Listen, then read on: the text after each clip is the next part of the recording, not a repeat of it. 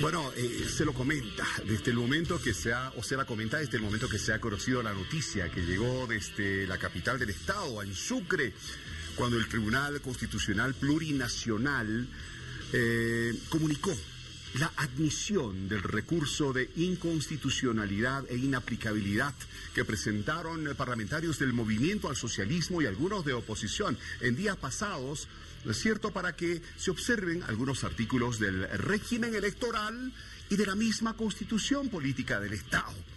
Esta admisión hace que ahora, de aquí a 45 días, plazo que tiene el Tribunal Constitucional Plurinacional, determine si es procedente o no este recurso del MAS, si es procedente que Evo Morales pueda ser candidato en adelante prácticamente de manera indefinida, o pueden decirle al presidente Evo Morales y al MAS: no, señores, la Constitución no necesita ser interpretada, o su demanda de inaplicabilidad de algunos artículos no procede. Por lo tanto, las cosas quedarían como están. 45 días, hay que esperar aquello. Pero cuánta polémica se ha levantado desde el momento en que el TCP ha admitido este recurso presentado por el Movimiento al Socialismo. Una serie de movilizaciones en Sucre y la oposición que ya advierte que el gobierno pretende eternizarse en el poder. Vaya debate que tenemos planteado en el país. Hoy vamos a analizar esta admisión de este recurso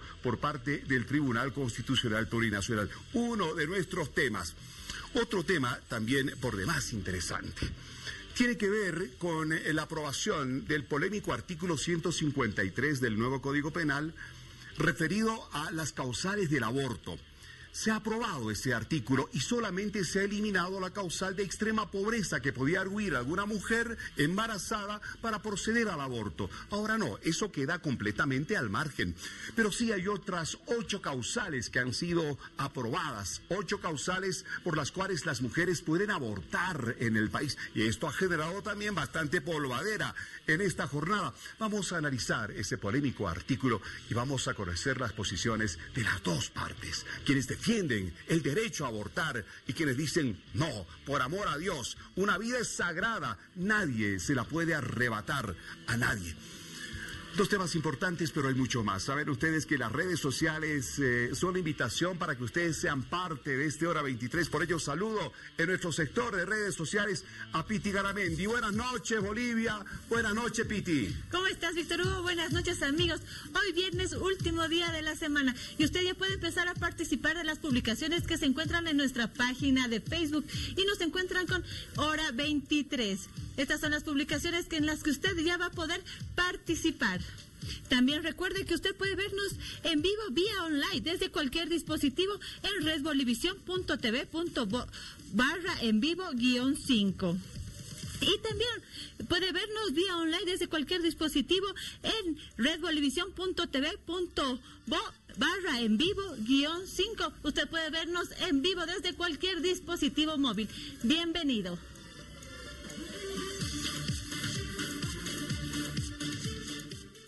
Con el auspicio de American Prime, ahora en Bolivia, presentamos Ferial 2017 por Bolivisión. Bueno, viernes por la noche y la Feria de Exposiciones Santa Cruz se viste de fiesta. Conciertos, bailes, escenarios cargados de belleza, cargados de música, cargados de baile. Eso es la Epocruz, viernes, sábado, domingo, donde la gente la pasa rebomba. Y claro, Hora 23 está presente allá en la Feria de Exposición de Santa Cruz 2017.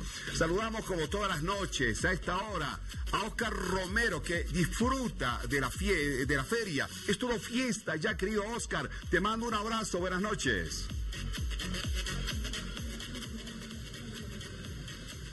¿Qué tal, querido Víctor Hugo? Buenas noches, Bolivia, desde la Epocruz 2017, ya en el 8º día, ya a 2 días de finalizar lo que será la versión número 42 de la Epocruz, la más grande de nuestro país, en el cual nosotros hemos podido ver diferentes actividades. Comentarte, Víctor Hugo, que hoy se cerró el 3er día y finaliza con eso la rueda de negocios en el cual se estimó el resultado de 102 millones de dólares en intención de negocio, en los cuales hubo 11.000 visitas, 11.000 citas que se realizaron, y los rubros más fuertes fueron alimenticios, agroindustria y construcción. 21 países participaron y, como decíamos ayer, el país que trajo más delegaciones con 100 fue Argentina, seguido de Brasil. Pero seguimos hablando de montos porque en este octavo día, iniciando la feria multisectorial más importante de este país, se ha generado en intención de negocio hasta hoy más de 61,6 millones de dólares. Hablamos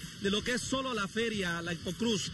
La cifra de visitantes está estimada hasta lo que era ayer en el séptimo día, 274.208 visitantes que durante estos 8 días han estado presentes en el campo ferial. Bueno, una cifra un poquito menos a la del 2016, que era 275.258 al mismo conteo de 8 días.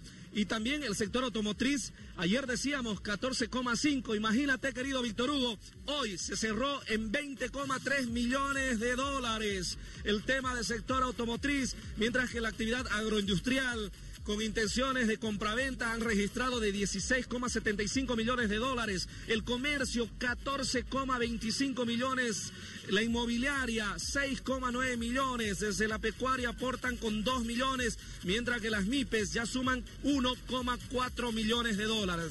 Es así como se va moviendo esta estructura económica como motor principal de lo que es Expocruz. Y como se manifiesta siempre, el desarrollo se genera y se gesta, decían varias autoridades desde este lugar.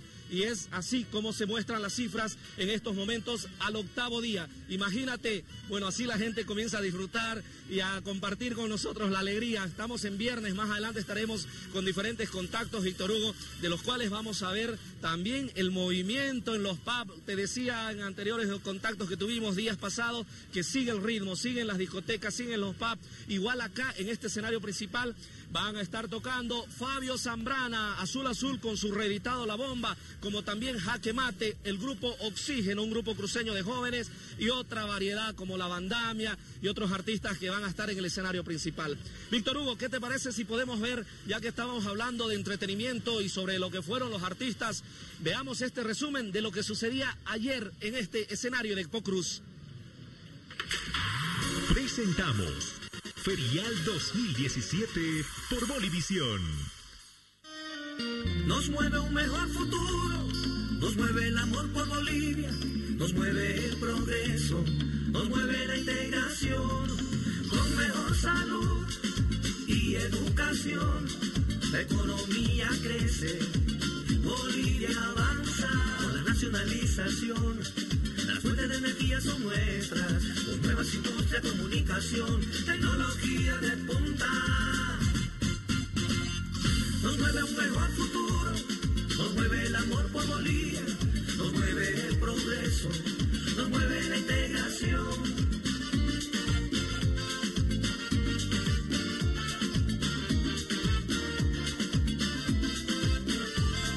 Nos mueve un mejor futuro, nos mueve la integración. Por eso no nos vamos a detener hasta llevar a Bolivia a un futuro mejor. Ministerio de Comunicación. Y como todas las noches, el escenario principal de Expocruz se llena de artistas bolivianos e internacionales que deleitan al público visitante. Emanuel, Mr. Bo, Leo Rosas y otros se presentaron para dar un show inolvidable.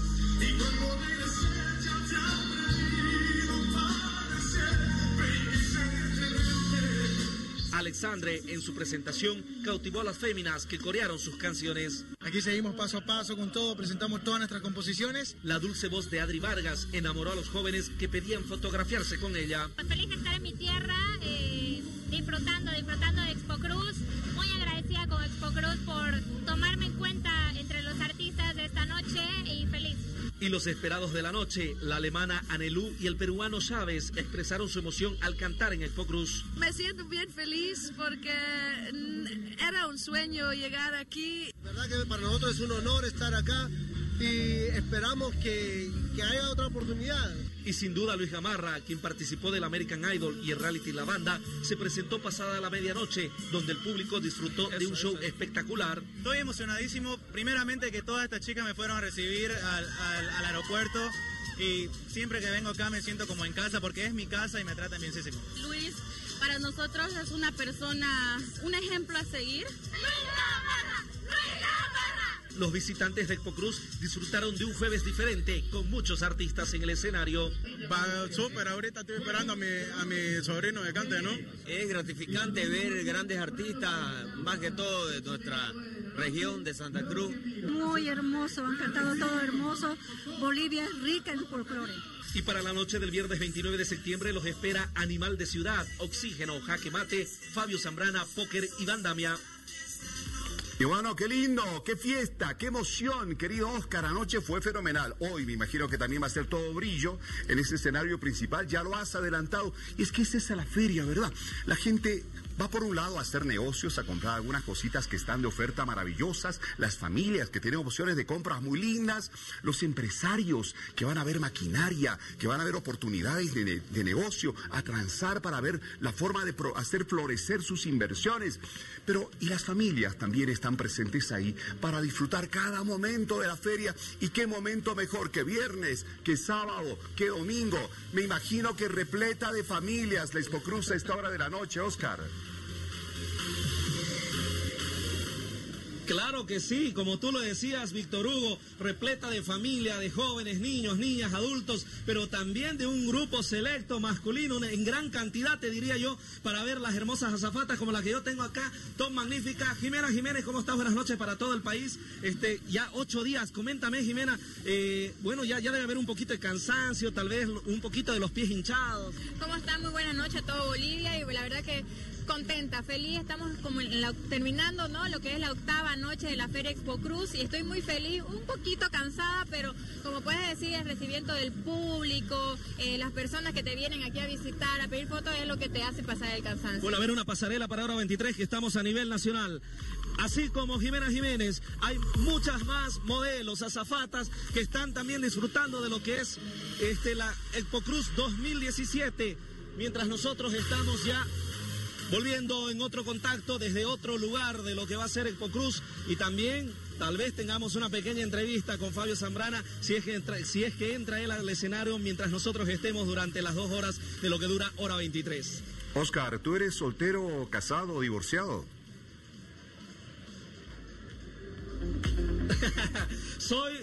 Tengo novia, a ver, bueno, tengo novia, querido Víctor Hugo.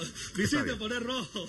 Está bien, no, era mi intención, te soy sincero. Pues claro, sabes, cuando yo estaba solterito como tú, ¿no es cierto? Evidentemente iba a la feria y podía conversar con esas bellezas, sacarme una foto, ver estas mujeres tan hermosas, ¿no es cierto? Pero una vez que me casé, y eso te va a pasar a ti, tendrás que ir a la feria con tu esposita, y como corresponde. Ay, si tú te atreves a hablar de las azafatas como lo estás haciendo ahora en Hora 23, mucho cuidado, porque eso no ha de pasar cuando tú ya estés con el anillito en el dedo, querido Oscar. Ya no podrás ver a esas bellas mujeres. Así que bueno, disfruta por el momento esa vista maravillosa que tienes allá. Vino, te cuento que la novia vino, está acá ayudándome un ratito a pasar un poquito de refresco, a comer algo, vino, le mando un beso a Sofía, pero bueno, ella sabe que trabajo es trabajo y que sabe que tengo que hacer lo mejor de mí para que podamos llevar mucha información de lo que es la Expo Cruz para todo el público de Hora 23. Tranquilo, querido Oscar. Sofía, sé que nos estás viendo, sé que estás ahí como el control que corresponde, un noviazgo que es tan serio, ¿no es cierto? Tranquila, Sofía, Oscar es un buen tipo, es un buen muchacho, te lo puedo asegurar. Solamente está trabajando. Oscar, te veo luego, fuerte abrazo, chao. Dale. Bueno, chao. Un abrazo también esta noche a todos los hermanos chuquisaqueños, a los sucrenses. Ustedes saben que a los sucrenses se les dice los locos, ¿verdad? Ahí está el Pacheco, el manicomio Pacheco. Bueno, es un centro de rehabilitación para personas con algún problema en la cabecita. Uno de los más famosos que existe en el país y en la región de Sudamericana. Y por eso le dicen locos a los chuquis. Si no se molesten los chuquis, porque yo vengo de una familia chuquisaqueña, de una familia sucrense. Así que quiero dedicarles un poema que escribe Alex Ayllón Valverde, un sucrense Arapanza, que nos envía este poema. Y quiero leérselos a ustedes, sucrenses, sangre azul dicen que son, ¿no es cierto? Están en su aniversario, la fundación de Sucre. Hoy recordamos la fundación de Sucre del 29 de septiembre de 1538. Y esto va para ustedes, locos de Sucre. Ser loco en Sucre no es normal. En esta ciudad odiamos la normalidad. Lo que pasa es que no tenemos la culpa de ser diferentes. Vemos el mundo de manera diferente porque no somos de este mundo. Nuestros antepasados llegaron a estas tierras en naves espaciales, fugados de algún manicomio sideral. Descendieron sobre estos cerros y bajaron a mezclarse con los nativos de la zona. Materia cósmica y barro milenario, desde entonces moramos estas tierras. Aquí la gente normal está encerrada y los locos caminamos libres por las calles. La locura es nuestro legado, nuestro patrimonio y es innegociable. Los viajeros del tiempo se escandalizan cuando se enteran que nuestra gente se tatúa el epitafio de Holderlin en el pecho. ¿Y qué esperaban? Nos gusta la buena poesía, los poetas son nuestros profetas, nos gusta delirar en las chicherías, en los parques, en las estaciones donde los trenes parten hacia ninguna parte. Nos gusta la lluvia, el relámpago, el eterno sacrificio de las flores. El amor y el odio son fuertes en nosotros. Cultivamos sentimientos extremos, nada de puntos medios, de normalidades, de palideces. Alentamos la vida, la sangre, al galope, la cúspide de los días y las noches. Morimos de amor, resucitamos al tercer día. La gente de otras ciudades nos ve con desconfianza. Dicen que nos creemos mejores. ¿Qué carajo nos creemos? ¿Que estamos locos? Lo que no entienden es que ser loco en Sucre no es normal, es un privilegio sagrado. Solo la locura es capaz de entregar luz al universo, dice este poema de Alex Ayllón Valverde. Un aplauso para él. Felicidades locos de Sucre en este su aniversario.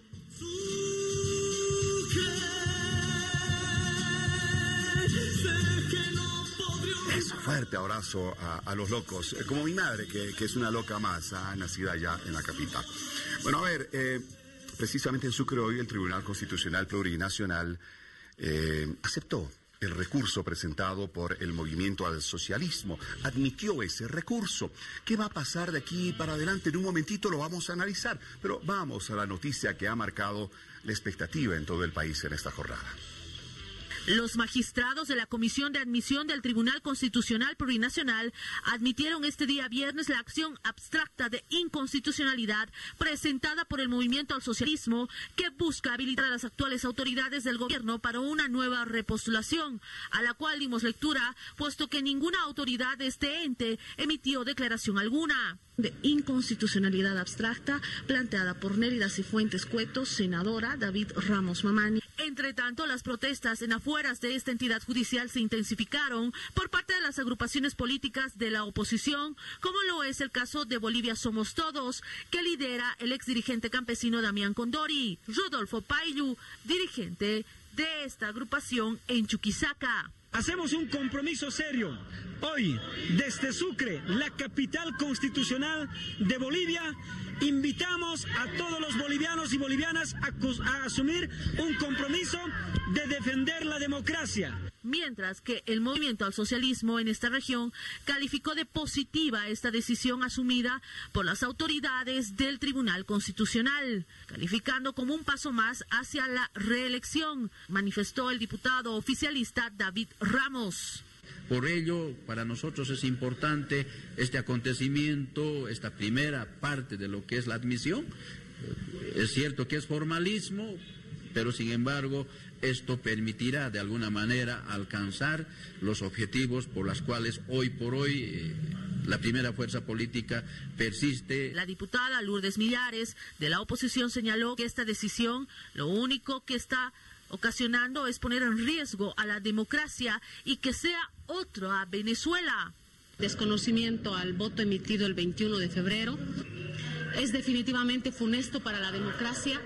Por otro lado, también se registró la baja de una de las huelguistas que se sumó junto al diputado Rafael Quispe a la huelga de hambre, siendo este el cuarto día en rechazo a esta acción abstracta de inconstitucionalidad.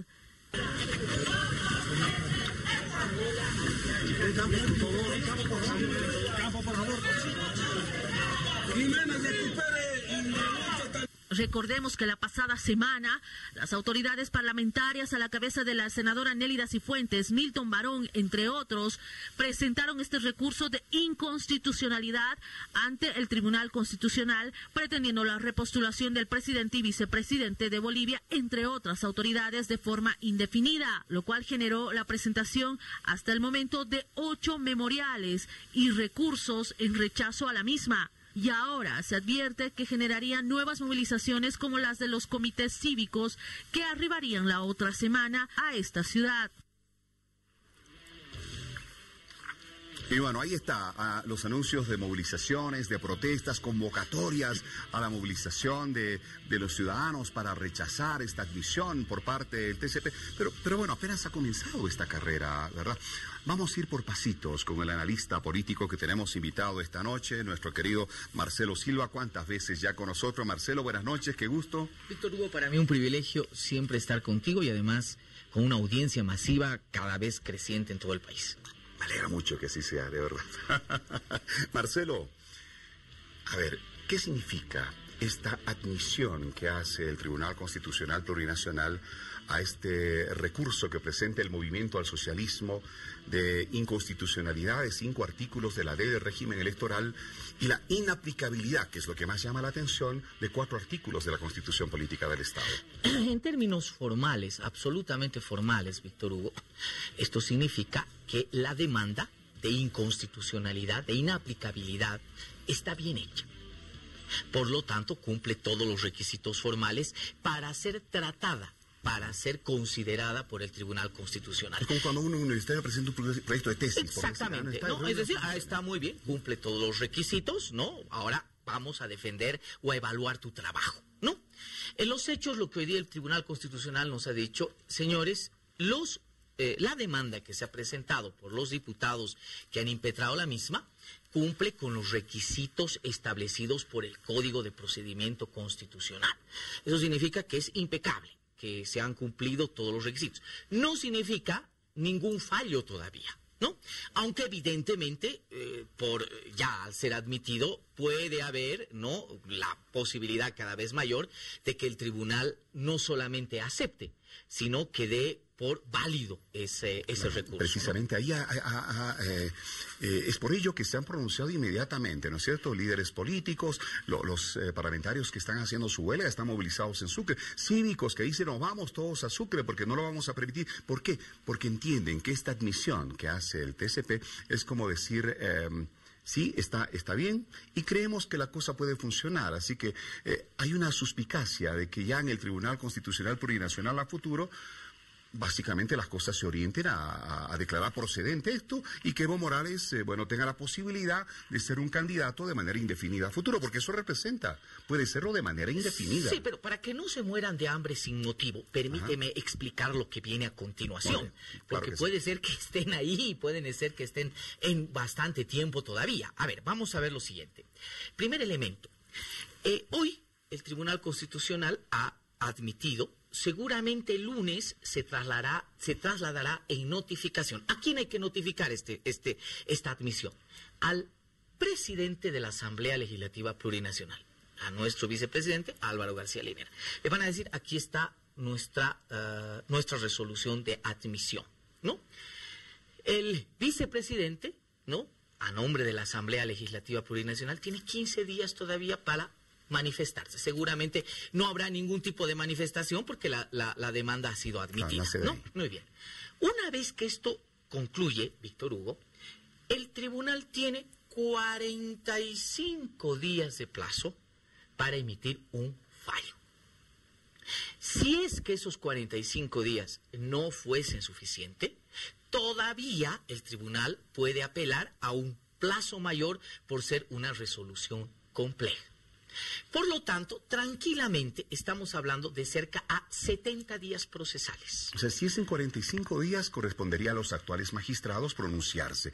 Si se amplía el plazo, correspondería a los nuevos que van a ser elegidos. Esa es la gran duda que tenemos ahora, que yo creo que por el tema de responsabilidad política, por la responsabilidad además que implica el fallo, este tema no será trasladado al siguiente Tribunal Constitucional. Para los amigos que nos están viendo, el Tribunal Constitucional vigente hoy cumple su mandato el 31 de diciembre.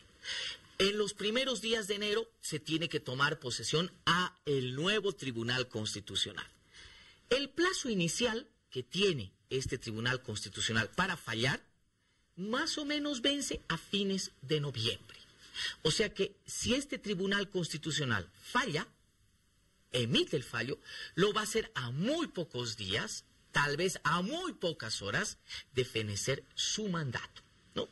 Yo creo que es este tribunal el que va a fallar. Por lo tanto, tendremos que esperar aproximadamente a mediados de noviembre, fines de noviembre, el fallo final del Tribunal Constitucional. Tiene hasta 45 días. Es decir, puede también fallar antes. Es decir, puede tomarse 30 días, 35 días para emitir un fallo. Y reitero, la norma establece que si el caso es muy complejo, el tribunal mismo podría pedir una prórroga mayor a estos 45 días.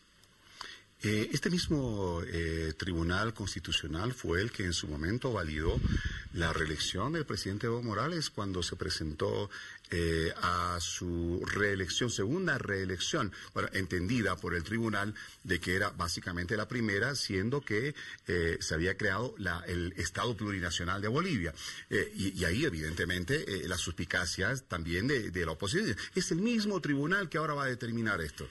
Bueno, sí, hay magistrados, el caso del magistrado Zenón Bacarreza, por ejemplo, que es el mismo que firma, ¿no?, la anterior habilitación al presidente Morales. Pero no nos olvidemos que el Tribunal Constitucional también ha sido remozado. No nos olvidemos que algunos magistrados, entre ellos Gualberto Cusi, que no firmó, evidentemente, pero juntamente con otros dos magistrados, fueron sentenciados por la Asamblea Legislativa Plurinacional y fueron cesados en su mandato, ¿no? Por lo tanto, hay una remoción de nuevos magistrados. Yo quiero decirte en términos muy claros y muy sencillos que evidentemente lo que se puede esperar del Tribunal Constitucional, ahora que se ha admitido la demanda, es un hecho de que el tribunal pueda fallar a favor de este recurso, lo que significaría la habilitación del presidente Morales para postularse nuevamente a la elección del 2019. Se tenía mucho escepticismo, y varios analistas jurídicos lo han dicho. El recurso debía haberse rechazado, según estos analistas, inmediatamente. No debía haber sido ni siquiera admitido. Si ha sido admitido, eso significa que la sala en la que se está tratando, indudablemente ve elementos importantes que pueden ser considerados para un posterior fallo. Esto, sin adelantarse, sin duda alguna, es un elemento muy, muy propicio para las intencionalidades de los demandantes. Bueno, una de las cosas que más se ha cuestionado en todo esto ha sido el hecho de que se ponga por encima el Pacto de Costa Rica, por encima de nuestra misma Constitución política del Estado, ¿no es cierto? Observando la inaplicabilidad de 4 artículos, porque ese pacto tiene una primacía sobre estos artículos. ¿Y para qué está la Constitución? A ver, este es un tema muy importante que es la tarea del Tribunal Constitucional, precisamente. A ver, se invoca al Pacto de Costa Rica en una situación que a mí me parece muy importante, y eso hay que explicarlo bien al televidente. No hay constitución ni ordenamiento jurídico en el mundo que esté encima de los derechos humanos. No hay, ¿no? No hay constitución que pueda permitir que yo te torture. No hay constitución que pueda permitir que yo viole tus derechos humanos, tus derechos básicos, fundamentales. Los derechos humanos están siempre encima de todo marco constitucional, ¿no? Primer elemento que hay que establecer. Entonces, evidentemente, nuestra Constitución establece lo mismo. Nuestra Constitución reconoce que los derechos humanos están encima de incluso la misma Constitución. Yo, a nombre de la Constitución, no puedo violar tus derechos fundamentales. Bien, el problema, lo que tiene que dilucidar el Tribunal Constitucional Plurinacional es que si este derecho político a la repostulación es un derecho humano o no es un derecho humano. Exactamente. Claro, ahí está. Ahí está el dilema. Ese es el dilema central. Es decir, lo que el Tribunal Constitucional nos va a decir de aquí a 2 meses y medio, 2 meses, veremos qué tiempo se toma. Señores, el derecho a la repostulación es un derecho humano, por lo tanto, es inaplicable la Constitución Política del Estado. ¿O nos dirá todo lo contrario? No. El derecho a la repostulación no es un derecho fundamental y no es un derecho humano, por lo tanto, su ordenamiento tiene que estar inferior a la Constitución Política del Estado. Entonces, esto me parece importante explicarlo para que la gente entienda por dónde va a ir indudablemente el fallo, ¿no? Es decir, los derechos humanos son intocables, inviolables, son aplicables en todo marco y están encima de todo marco constitucional, jurídico establecido.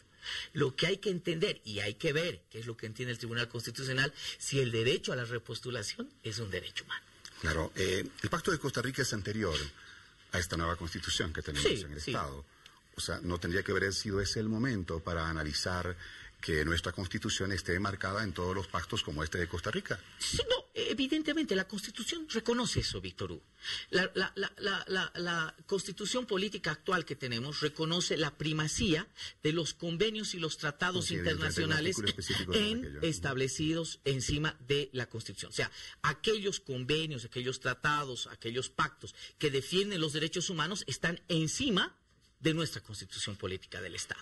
Eso no está en duda. Cuidado, eso es un elemento que la gente tiene que entenderlo.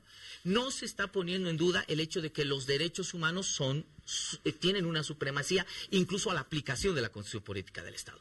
Lo que está en duda, lo que está en discusión... Si eso no es un derecho humano. Si la repostulación, eso no es un derecho humano. Y eso el Tribunal Constitucional tendrá que fallar. Ahora, el efecto, Víctor Hugo, es tremendo. Porque si el Tribunal Constitucional nos dice, señores, evidentemente la repostulación es un derecho humano, los derechos humanos no se pueden violar y esos derechos humanos te van a permitir de que todo ciudadano que tiene un cargo electivo puede postularse las veces que quiera a ese mismo cargo. Sea gobernador, sea alcalde, sea diputado, alcalde, concejal, incluso las mismas autoridades del órgano judicial tendrían el derecho a repostularse las veces que las quieran. Autoridades originarias que se rigen bajo unas tradiciones y costumbres muy propias. Que ya tienes ahí el derecho humano. O sea, por encima incluso de aquello. Por eso hay que medir mucho las consecuencias. Claro, porque ya ahí, si el Tribunal Constitucional te dice, la repostulación es un derecho humano, nadie puede violar ese derecho. No le puedes violar ese derecho a Rubén Costas. No le puedes violar ese derecho humano a Luis Revilla. No le puedes violar ese derecho a Evo Morales. No le puedes violar ese derecho a cualquier diputado, a cualquier senador, a cualquier concejal de este país que tenga un cargo electivo. Marcelo, pasan los 45 días y si acaso los magistrados trabajan muy bien y apuran su trabajo y cumplen con los plazos, los procedimientos y todo aquello. Llegan los 45 días y sacan como un comunicado que dice sí, se declara procedente ese recurso presentado sobre inaplicabilidad, inconstitucionalidad. Por lo tanto, el señor Evo Morales tiene un derecho humano como tal que le permite repostularse. Se da aquello. ¿En qué queda el referendo del 21 de febrero del 2016 que para algunos exmandatarios como Carlos Mesa lo ha dejado claro, ¿no?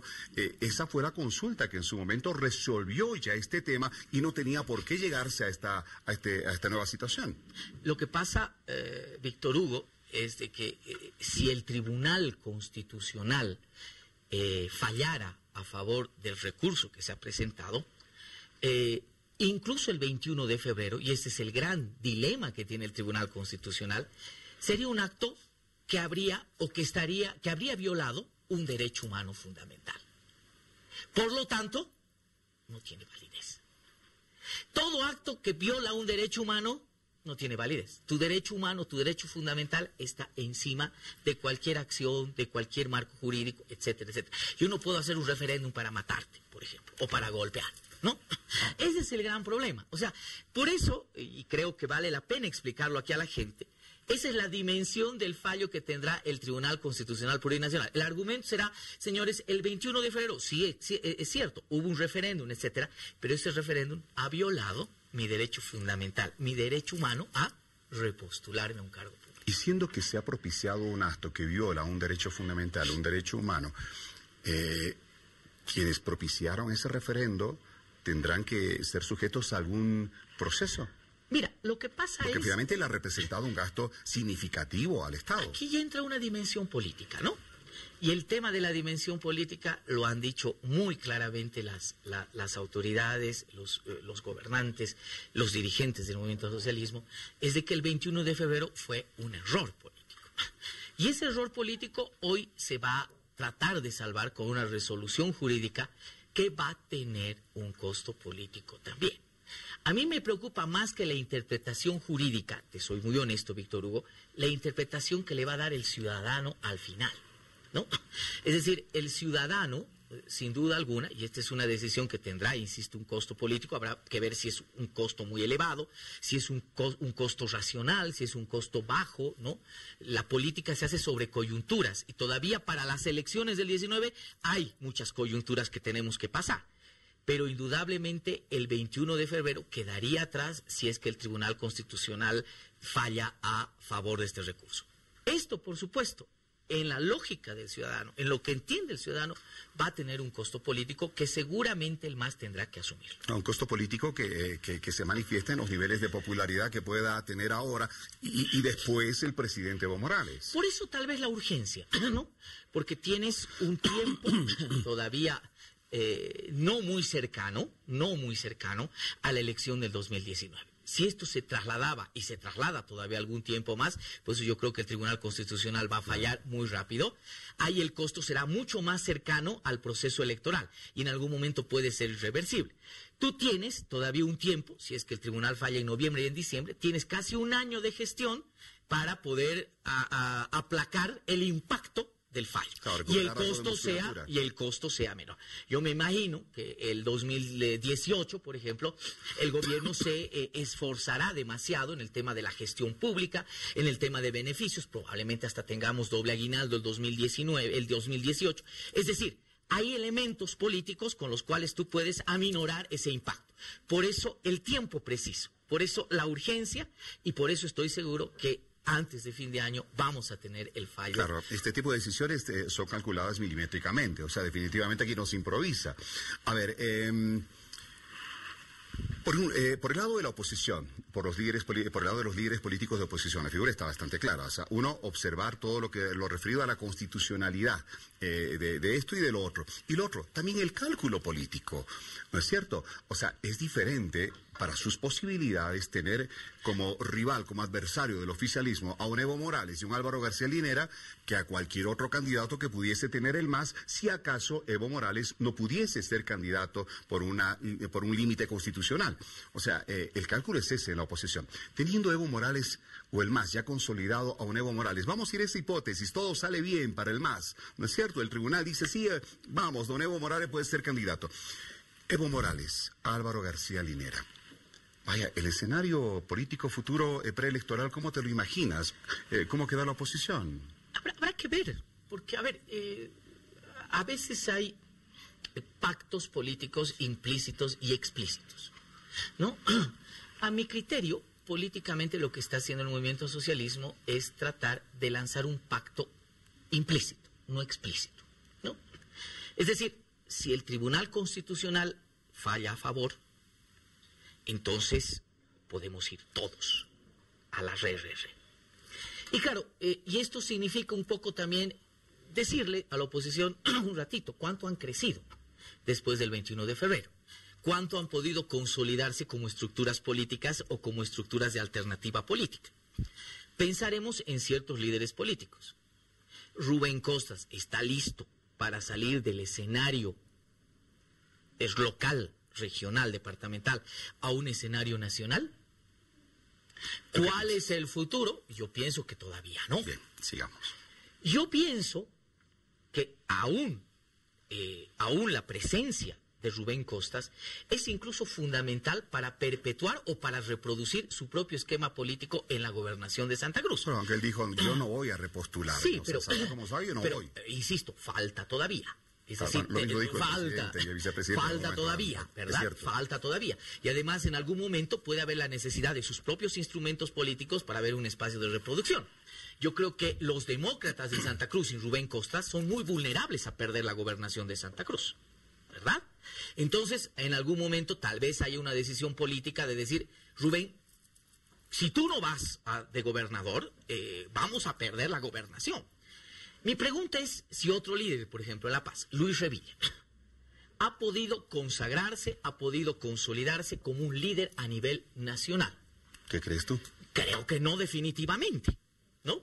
Y por eso un poco incluso la paciencia en el sentido de dar una opinión oficial sobre el recurso que presentó el movimiento socialismo.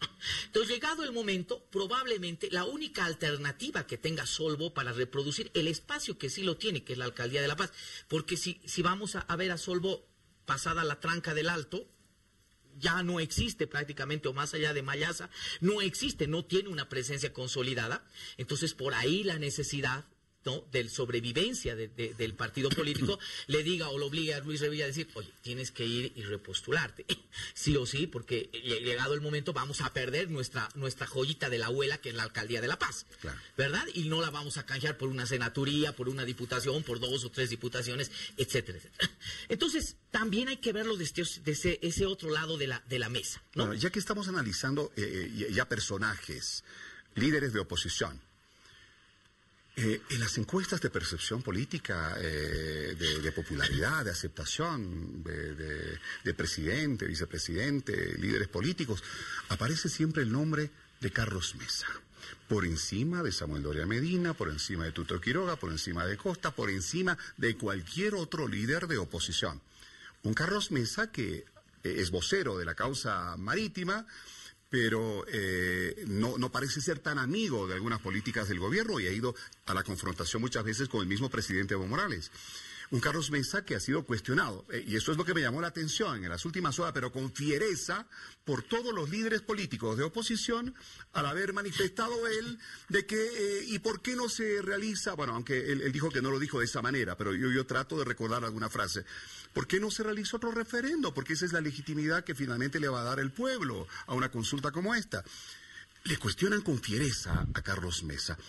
Como que la oposición todavía no ha logrado reencontrarse en su conjunto, ¿no? Son como parcelas, cada uno por su lado, y así evidentemente no representan la posibilidad de hacer musculatura para el 2019.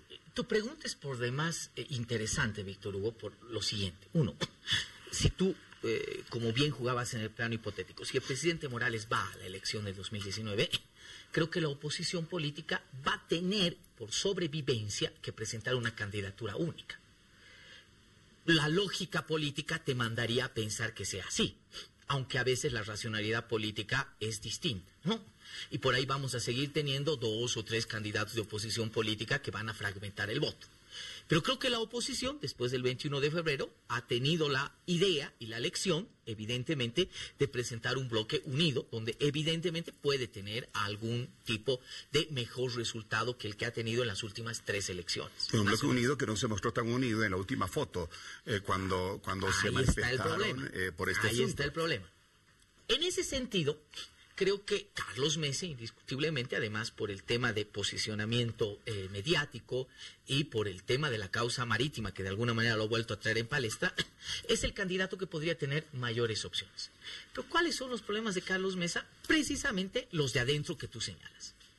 Yo no creo que muchos líderes políticos de oposición estén tan felices de renunciar a su propia posibilidad y sus propios espacios políticos en función de solventar una campaña política, estoy hablando en el tema político, ¿verdad?, a una figura política que además no ha mostrado durante su gobierno una solvencia de seguridad, ¿no? Es decir, Carlos Mesa nos ha amenazado 2 veces en su gobierno de renunciar a la presidencia, al final lo hizo, ¿no? Y no se sabe a qué lado lanzó el dardo político. Ese es un primer elemento. ¿no?, que muchos líderes políticos, probablemente de oposición, no lleven de buena gana si es que se diese una candidatura única encabezada por Carlos Mesa. Y ahí tendrías un candidato casi huérfano de apoyo real, probablemente de apoyo formal, nominal, pero huérfano de apoyo real. Y ese es un elemento que, como tú bien lo has mencionado, un poco se ha desenmascarado en estos días. Pero el segundo problema que podría tener Carlos Mesa es de que en este momento es una figura, yo no llamaría outsider, pero es una figura que está fuera del sistema político. El expresidente Mesa ha tenido la habilidad de ser un portavoz del Estado, ha tenido la habilidad de tener algunos comentarios, sí encontrados con el presidente Morales, pero no se ha metido en política abiertamente. Una cosa distinta es cuando uno es candidato, una cosa distinta es cuando entra al ruedo electoral. Y ahí, ¿con quién te alineas? Y ese también es otro problema. Claro, el perfil alto que puede tener Carlos Mesa, siendo candidato ya, y pasar por el examen de ser candidato, probablemente puede tender a bajar también. O subir. O subir también. Ahora, evidentemente, no estando metido en la política como en algún momento se contiene. Por supuesto. No, siendo candidato, evidentemente, un candidato ya no se contiene. O sea, saca flor absolutamente todo lo que tiene. Y bueno... Por eso el esfuerzo de Carlos Mesa, en el sentido de decir, no quiero ser candidato, no voy a ser, no lo he pensado de hablar, porque claro, una de las cuestiones maquiavélicas políticamente es hacer de que Carlos Mesa antes de tiempo llegue a su techo de expectativa política. No sé si me dejo entender. Cuando tú eres un político y entras en campaña muy anticipadamente, tienes un riesgo, llegar a tu techo. Y cuando llegas a tu techo de expectativa, tienes solo un camino. ¿Cuál es ese camino? Empezar a bajar. Por eso el expresidente Mesa nos dice con mucho cuidado, no voy a ser candidato, no quiero ser candidato, no lo he pensado, lo voy a pensar todavía. Claro, está calculando el hecho de que deberá entrar en contienda y en arena electoral probablemente el próximo año o a fines del próximo año. Y por el momento tampoco quiere mostrarse seguramente como un líder político más disperso de una oposición que no se encuentra. Le conviene estar por este momento un poco fuera. Eso ¿no es cierto? Correcto. Muy bien. Marcelo Silva, como siempre, tan interesante aquí en Hora 23 para analizar esta admisión del TCP a ese recurso presentado por el Movimiento al Socialismo. Marcelo, qué gusto. Víctor, ya nos estamos reencontrando. Un privilegio. Un privilegio, de verdad. Un gusto, ¿eh? Bueno, en unos momentitos, cuando retornemos, vamos a hablar, entre otras cosas, de la despenalización del aborto, las ocho causales que están establecidas en el proyecto de Código Penal. Nos espera unos momentos. Bueno, se anuncian movilizaciones, protestas en todo el país. De hecho, ya ha habido algunas en esta jornada, después de conocerse que la Cámara de Diputados ha aprobado el polémico artículo 153 sobre el aborto del proyecto de nuevo Código Penal. Vamos a ver la nota, por favor, y enseguida estamos comentando todos los detalles.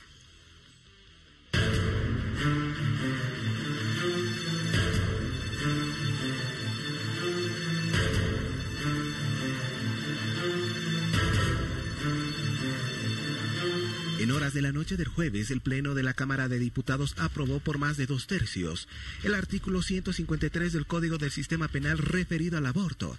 El mismo suma 3 causales a las ya existentes en el Código vigente, para que la práctica no sea penalizada. Ante esto, la normativa explica que durante las primeras 8 semanas de gestación, las mujeres podrán acogerse al aborto impune en los siguientes casos.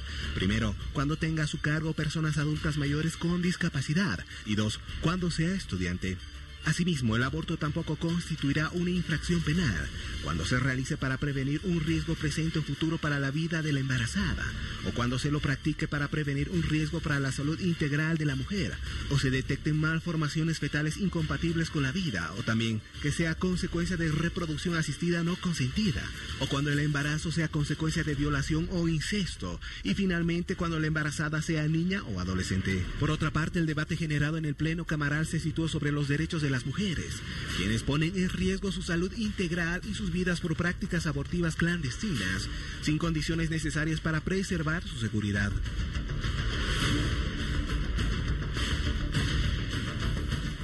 Bueno, y en nuestra sociedad hay posiciones contrapuestas, ¿verdad?, entre quienes sí defienden la posibilidad de que haya algunas causales para el aborto por diferentes temas sociales, humanos, etcétera. Y quienes obviamente rechazan por completo esa posibilidad que daría la ley para que se quite la vida de un ser humano que está llegando al mundo. Vamos a conocer hoy los testimonios de ambas partes. Vamos a comenzar por esa parte de nuestra sociedad que rechaza esto que se ha aprobado en la Cámara de Diputados en este artículo 153 del nuevo Código Penal. Quiero dar la bienvenida a nuestros primeros invitados. Está acá a mi lado la doctora Claudia Acosta, es abogada vocera de Voces Católicas Bolivia. Claudia, qué gusto, buenas noches. Buenas noches, Víctor Hugo. Bienvenida. Gracias, encantada de estar nuevamente aquí, ya hemos estado en otra oportunidad. Así es, bueno. Y bueno, es un tema bastante importante para abordarlo, así que gracias por el espacio. No, por favor, gracias a ustedes por estar acá. Y tengo acá a mi lado también al licenciado Bernardo Pacheco, politólogo y también vocero de Voces Católicas Bolivia. Bernardo, buenas noches, bienvenido. Buenas noches, gracias. Un gusto poder compartir hoy con ustedes. Bueno, a ver, comienzo contigo, Claudia. Obviamente se han reunido, han analizado lo que representa este artículo 153, ¿no es cierto? ¿A qué conclusiones han llegado? Básicamente me gustaría empezar la intervención resaltando la ausencia de diálogo abierto, sincero, transparente, sin descalificar a ninguna de las partes. Bueno, en este caso, obviamente, nosotros somos voceros de Voces Católicas y la posición de la Iglesia es siempre a favor de la dignidad y de la vida de todo ser humano. Y partimos, obviamente, yo como mujer, por la protección a la mujer en situación de vulnerabilidad, ¿no? No podemos desconocer, obviamente, que en qué momento empieza la vida y también que se está hablando de un ser humano vulnerable que está en el vientre de la madre, que está en una situación de repente de vulnerabilidad. Los casos son diversos y evidentemente es importante analizar caso por caso. Pero la parte que me gusta resaltar para poder empezar es la ausencia de diálogo abierto, sincero, transparente, sin descalificar ni a las personas que tienen sus motivos para poder argumentar la defensa de despenalizar parcialmente el aborto, como tampoco es apto descalificar a las personas que tenemos motivos y fundamentos humanos para defender y proteger la vida, en este caso, de ambas personas que se ven afectadas, que son las primeras afectadas, ¿no? O sea, dices, no hubo el espacio para el diálogo. Este diálogo que debió ser convocado, debemos entender, por la comisión que ha estado trabajando este proyecto de ley del Código Penal.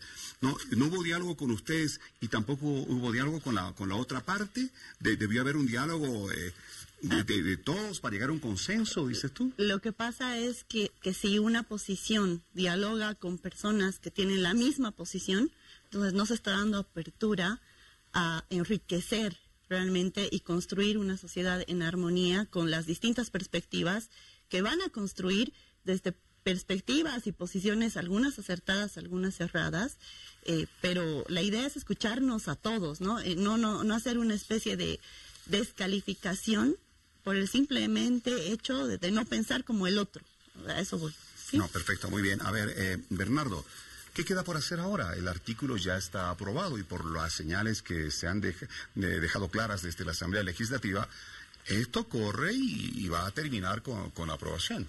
Bueno, el camino queda y todavía tiene sus pasos, ¿no? Y tiene que llegar a senadores y todavía tiene que ser más debatido. Todavía hay campo para poder seguir dialogando esto, para poder seguir abriendo las puertas que nos puedan permitir tomar en cuenta ciertos aspectos que creo que, concuerdo con Claudia, no se han tomado en cuenta antes, ¿no?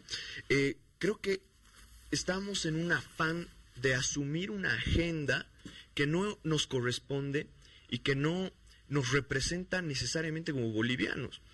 Yo en mi experiencia, debo decir, en el último tiempo, trabajando en una ONG, he estado alrededor de toda Bolivia, ¿no? O sea, he estado en los 9 departamentos conversando con juntas de vecinos, conversando con mucha gente, y he podido percibir que realmente este tipo de temas, que sí son sumamente importantes, que son de titular, son temas en los que la mayoría de los bolivianos no está de acuerdo. Por ejemplo, hablábamos hace un momento de las cartas, de las manifestaciones que se habían hecho y que no han sido tomadas en cuenta en el diálogo. Me hablaba de 150.000 cartas que fueron enviadas a la Asamblea Legislativa. Exactamente. Que no han sido tomadas en cuenta en el diálogo, que no han sido vistas Y yo partiría ahí también de decir que este es un diálogo que realmente es un diálogo un poco falso, es un poco endeble, digamos, por eso, porque no podemos tomar en cuenta la realidad de muchas personas que están en otros lados que no son las urbes urbanas, por ejemplo, que para empezar no están de acuerdo con este tema, para continuar no representa un tratamiento de las verdaderas situaciones de su realidad, porque si tú hablaras con por ejemplo, una persona de municipio, de provincia, sobre el tema del aborto, te diría, bueno, el aborto, qué sé yo, ¿no? Yo quiero salud, quiero atención a la educación, a muchos temas que no están llegando a sus lugares y que los estamos desviando a agendas que creo que estamos apropiando, que no son nuestras, que no nos corresponden y que de repente, si las vamos a debatir, no deberíamos aceptarlas así como vienen, sino que deberíamos ponerle, por ejemplo, mucho mayor interés a lo que decía Claudia, es decir, cómo protegemos a nuestras mujeres. Por ejemplo, yo no entiendo por qué ayer la propuesta de la diputada Costa, que era incluir sanciones para los varones que no cumplían o que no se hacían responsables de los embarazos, estén en el Código Penal y no se las ha incluido. Eso es respaldar una sociedad patriarcal, es liberalizar a los hombres de sus responsabilidades y también, por ejemplo, ¿por qué no tratar el tema de los médicos que hasta el día de hoy han practicado abortos ilegalmente? Que, ojo, no se está legalizando el aborto, se están legalizando algunas causas del aborto. ¿Qué les parece, si en un momentito nada más, a ver, todavía no estamos en el tiempo para las noticias del día, ¿verdad? Todavía no.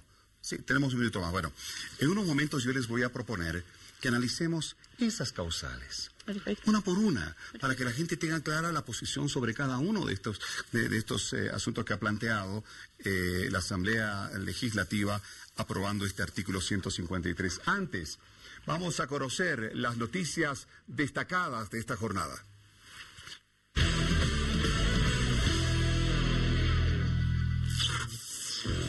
Bueno, lo decíamos este viernes, el Tribunal Constitucional admitió el recurso de inconstitucionalidad abstracta que planteó el movimiento al socialismo para posibilitar la reelección sin límites de autoridades políticas electas.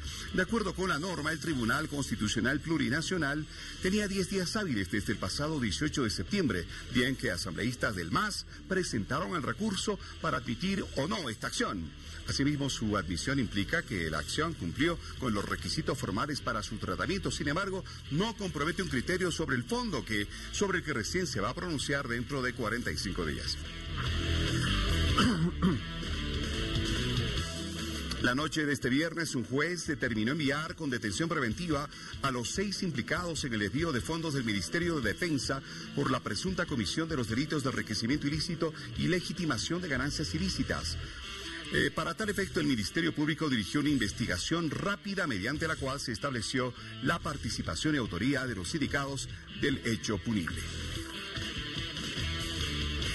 Bueno, y en el ámbito internacional, el gobierno de Estados Unidos ordenó en las últimas horas el retiro de todo su personal no esencial de su embajada en Cuba, tras el ataque acústico cuyo responsable se desconoce hasta el momento.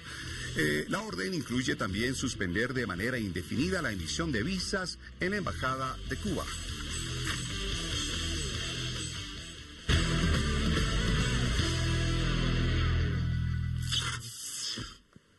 Bueno, estamos analizando ese polémico artículo 153 del aborto del proyecto de nuevo Código Penal. ¿No es cierto que establece como legales a 8 causales de aborto? Vamos a analizar cada una de estas causales. La primera, si una mujer tiene a su cargo a personas adultas mayores o con discapacidad, ¿no es cierto? Porque no tiene posibilidades de poder atender al bebé que viene al mundo, posiblemente hasta lo económico también casa con estas responsabilidades, pues podría abortar, siempre y cuando esté en las primeras 8 semanas de embarazo.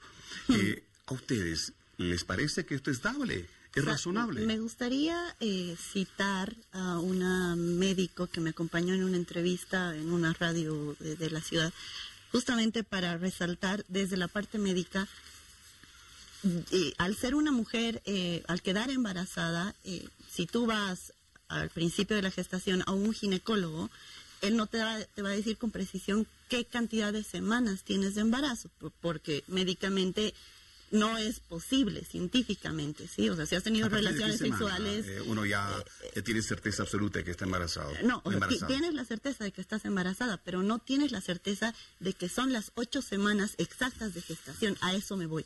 Y esto estoy haciéndolo en referencia a un médico profesional que me acompañó en una entrevista. Y es importante que la gente, las mujeres que son madres, saben que es así. Tú has tenido relaciones sexuales durante una semana o 3 veces a la semana, no vas a saber con exactitud a partir de qué momento son las 8 o 7 semanas, para empezar. O sea, ese tiempo resulta ambiguo, ¿sí?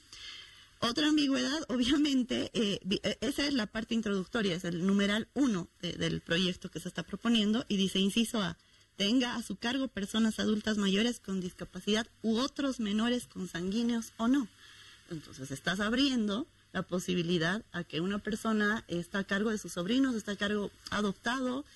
Es una causal que, como las que vamos a ver a continuación, resultan ambiguas. Esa no procede. Ok. No, la ambigüedad, estás abriendo puertas sin ningún tipo de claridad. Muy bien. Bernardo, otra causal, ser estudiante. Bueno, esa es otra que plantea una ambigüedad enorme. No hay nada que te diga, por lo menos a primera vez tiene Código Penal, quién es estudiante y quién no es estudiante, ¿no? Porque puede ser, por ejemplo, estudiante de colegio, puede ser estudiante de universidad, de maestría, de doctorado, bueno, qué sé yo.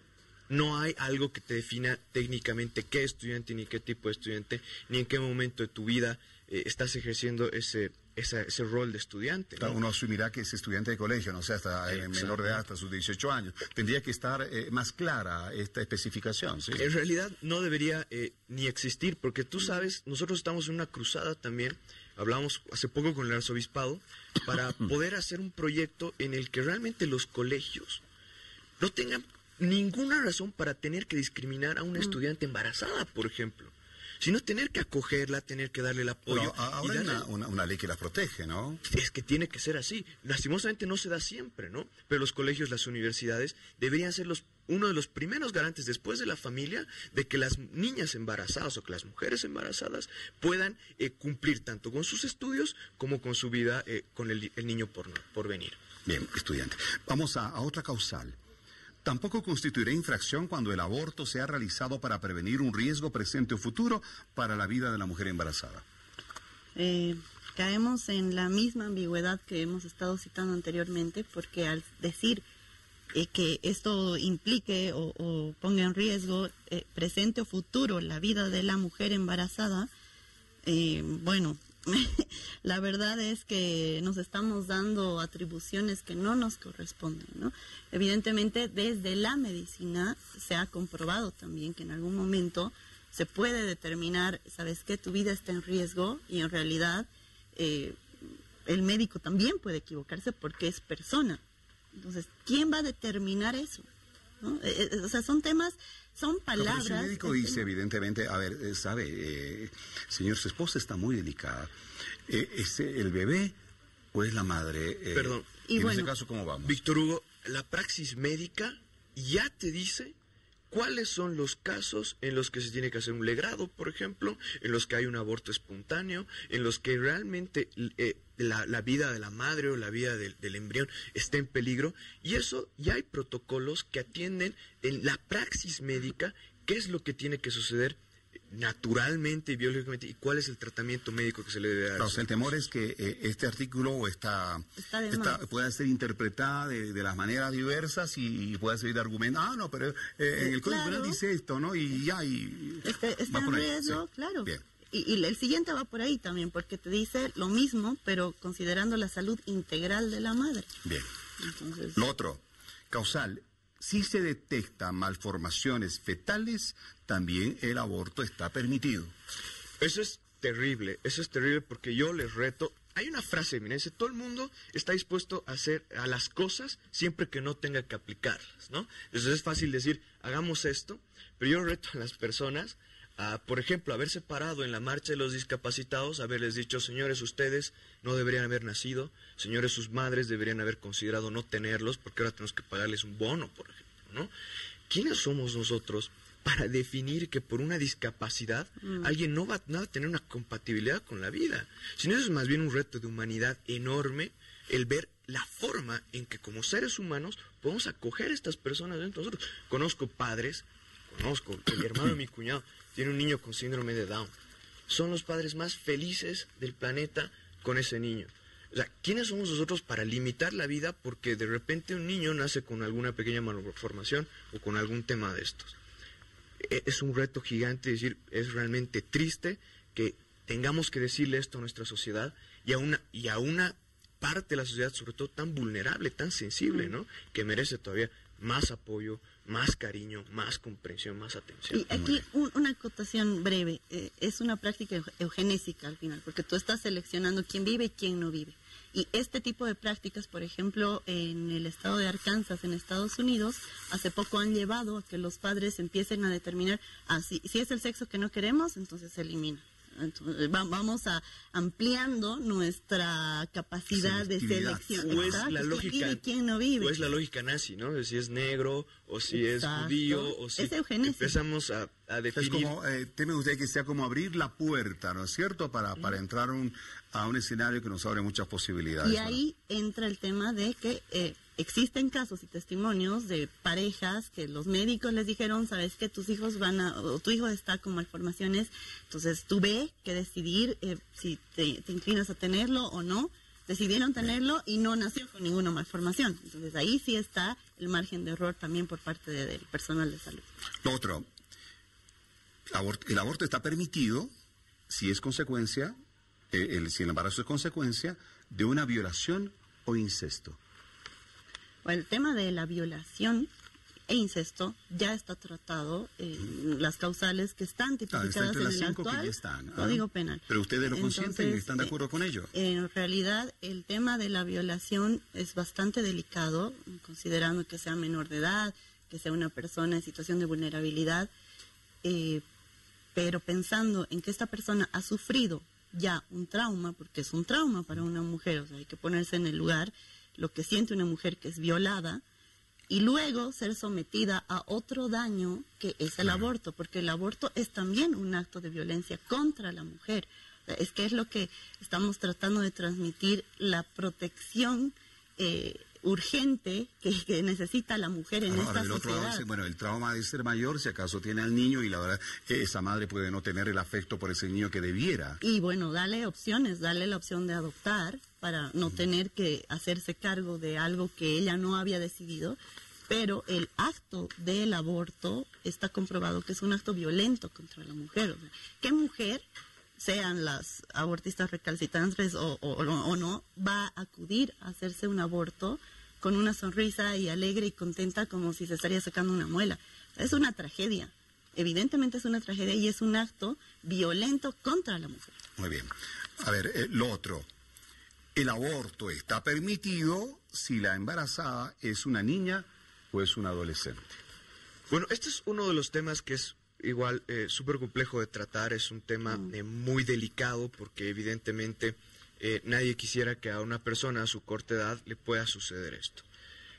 Sin embargo, ahí tenemos que hacer también algunas precisiones biológicas, digamos, ¿no? Es decir, el cuerpo humano es muy sabio, digamos, en la forma en que se desarrolla, en la forma en que lleva adelante sus procesos, ¿no? Es decir, es muy difícil que se dé una gestación en un adolescente si la adolescente no está, por ejemplo, ya en el desarrollo de su capacidad de procrear, ¿no? Entonces, es complicado. Sí es delicado porque de repente, de la forma en que comprendemos la sociedad, le queremos decir así, que a estas personas se les está quitando las oportunidades y demás, ¿no? Creo que esa sería un poco más la consideración que se toma aquí, que por ejemplo la consideración biológica. Los médicos saben que, por ejemplo, una mujer que ha gestado, evidentemente ya se encuentra en el momento de hacerlo. Pero no siempre, porque mira, vos ayer presentábamos una noticia de una niña que a sus 11 años fue violada por el tío, se embarazó, tuvo al bebé, y a los 13 años por el padrastro. Y tuvo otro bebé. No, es que eso no es lo mismo, ¿no? O sea, es decir, evidentemente su condición de menor no la hace vulnerable al hecho de que hayan reincidido en una violación, por ejemplo, pero no es lo mismo que se toma en consideración en el artículo, ¿no? O sea, decir, porque, por ejemplo, seas menor de edad, porque el Código Niño Adolescente te marca que eres adolescente hasta antes de los 18 años, porque te embarazaste a los 17, probablemente ahí ya la consideración es otra. Y, por ejemplo, yo he conversado con muchas personas que están a favor del aborto, he conversado con personal que atiende, enfermeras que atienden los centros de atención diferenciada para adolescentes y jóvenes en La Paz, y atienden estos casos. Y ellos te dicen, ¿sabes qué? Me decían, Bernardo, las niñas que vienen acá o los jóvenes que vienen acá embarazados, no vienen acá porque los han violado. No vienen acá porque... No, vienen acá porque hay una irresponsabilidad ahí. Y eso hace denotar cuánta falta nos hace la educación sexual, por ejemplo, ¿no? Se suman los casos en que los chicos van porque metieron la pata, no se cuidaron, que por casos de violación. Entonces van con ese concepto que te decía al principio, decir, bueno, es que mi vida, es que mi responsabilidad es que ¿no? Bien. Pero nuestra primera responsabilidad es con la vida. Este inciso es breve. Simplemente me hace pensar en la ausencia de educación en nuestro país, porque evidentemente hay que hacer algo con la cantidad de embarazos de adolescentes, hay que hacer algo. Pero la Somos ausencia... el primer país de Sudamérica en embarazo adolescente. Sí, pero es que ahí está claramente una evidencia de la ausencia de educación. Y eso parte desde las familias y obviamente en el sistema escolar. Pero también hay que pensar en los casos de violaciones y los violadores reincidentes. ¿Qué estamos haciendo como Estado en cuanto a políticas para mejorar nuestra justicia, ¿no? O sea, importante el sistema judicial, el rol que tiene ante la comisión de delitos. Exactamente. Bueno, es una de las partes, ustedes han escuchado, tienen su posición. En un momento estaremos con la otra parte respecto de este tema, que es tan delicado, tan polémico en nuestro país. Muchas gracias a la doctora Claudia Costa, abogada, vocera de Voces Católica Bolivia. Claudia, ya nos estamos viendo luego. Un gusto. Y gracias al licenciado Bernardo Pacheco, politólogo y vocero también de Voces Católica Bolivia. Bernardo, hasta otro momento. Muchas gracias, Víctor Hugo. Y bueno, pues yo pienso que hay que reflexionar y hay que debatir mucho y más abiertamente sobre estos temas, con mucha confianza, viéndonos a los ojos y con mucho amor también, ¿no? No, ya nos reencontraremos en otro momento, se los aseguro. Este tema da para mucho, apenas estamos comenzando. Bueno, vamos a un corte, retornamos en un momento nada más, pero seguimos con este tema, no se lo pueden perder.